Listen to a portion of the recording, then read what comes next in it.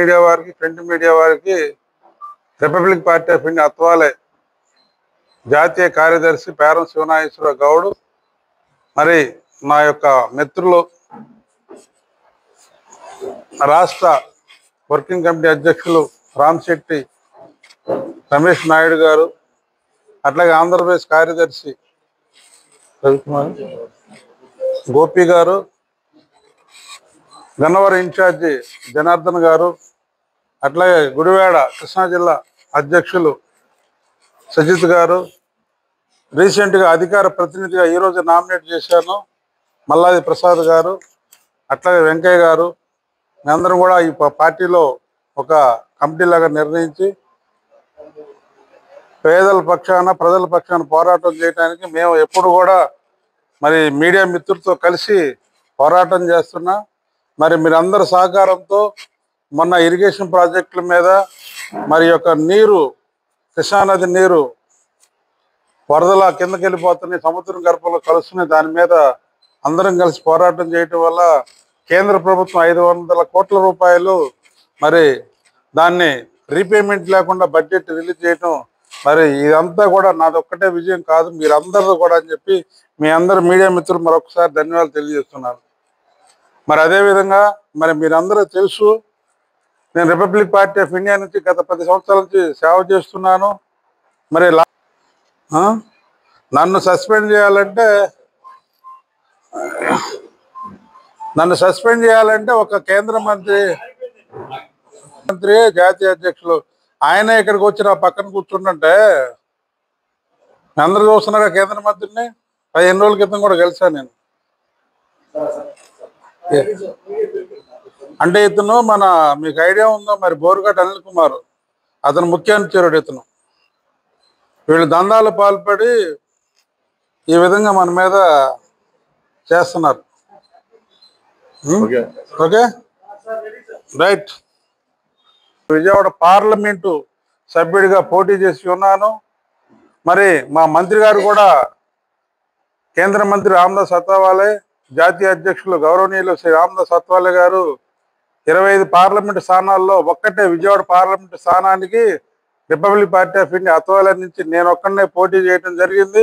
మరి అందులో భాగంగా పోటీ చేసి ప్రచార తరుణంలో మరి ఆంధ్రప్రదేశ్కి చంద్రబాబు నాయుడు గారి నాయకత్వం, వారి యొక్క తెలివితేటలు యొక్క రాష్ట్రానికి అవసరమై ఉన్నదని చెప్పి ఆ కేంద్ర మంత్రి గారు మోడీ గారితో మాట్లాడి తర్వాత మమ్మల్ని విత్డ్రా చేయటం అంటే జరిగింది. మరి దాన్ని కూడా కేంద్ర మంత్రి గారు విజయవాడ ఐలాపురం హోటల్లో వచ్చి మరి రెండు రోజులు ఉండి మరి చంద్రబాబు నాయుడు గారితో మాట్లాడి తద్వారా మాకు కూడా రిపబ్లిక్ పార్టీ ఆఫ్ ఇండియా తరఫున శాసన మండలిలో స్థానం కల్పిస్తారని చెప్పి కూడా మరి గౌరవ నాయకులు, మాజీ శాసన మండలి సభ్యులు శ్రీ వరలరామయ్య గారు, మరి ఆయన జాతీయ ప్రధాన కార్యదర్శి గారు మాట్లాడటం జరిగింది. మరి ఈ తరుణంలో మరి నిన్నగాక మొన్న నెల్లూరులో రిపబ్లిక్ పార్టీ ఆఫ్ ఇండియా అభివృద్ధిలో భాగంగా నేను నెల్లూరులో కల్చర్ విభాగానికి ఒక రాష్ట్ర అధ్యక్షునిగా నియమించడం జరిగింది. ఆయన గౌరవనీయులు శ్రీ మిర్యాల వెంకటరామయ్య గారు. ఆ విధంగా తరుణంలో మేము వెళ్ళి రావటం చూస్తే ఒక షేక్ మాబు అనే వ్యక్తి ఒక బోరుగడ్డ అనిల్ కుమార్ గారి మిత్రుడు.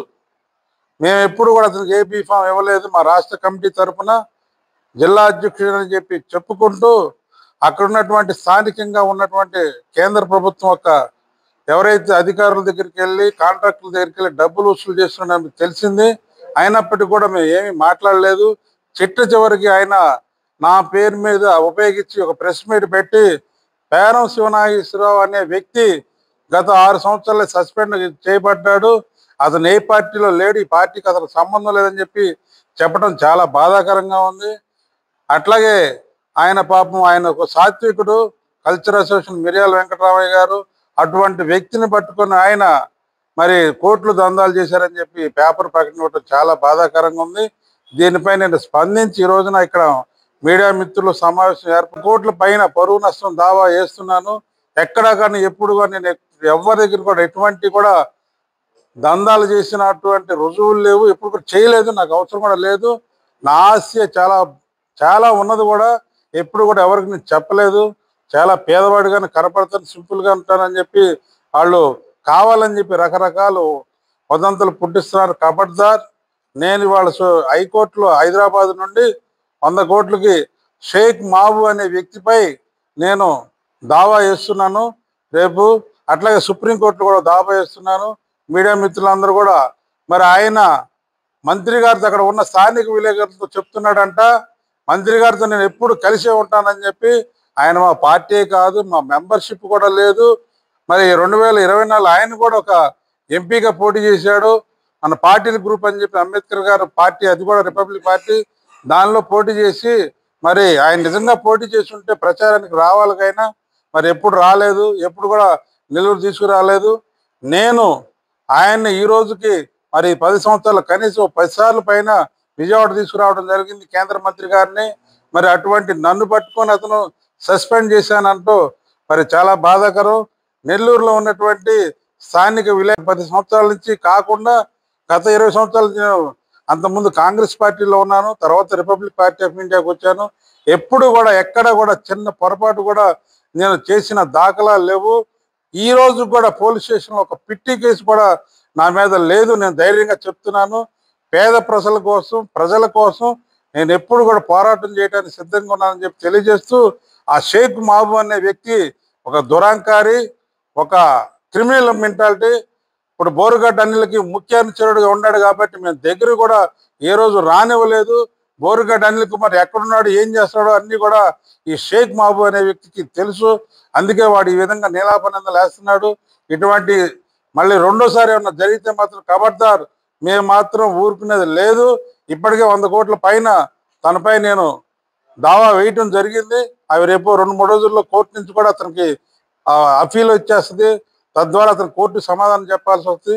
మీడియా మిత్రులు కూడా దీనిపై స్పందించాలని చెప్పి మరొకసారి మీ అందరికీ ధన్యవాదాలు తెలియజేస్తూ, మరి మీడియా మిత్రులు ఇచ్చిన సహాయ సహకారాలతో ఈ రోజు నేను ఈ స్థానంలో ఉన్నానని చెప్పి మీకు ఎప్పుడు కూడా నేను రుణపడి ఉంటానని చెప్పి మీడియా మిత్రులు మరొకసారి ధన్యవాదాలు తెలియజేస్తూ, జై భీమ్, జై భారత్.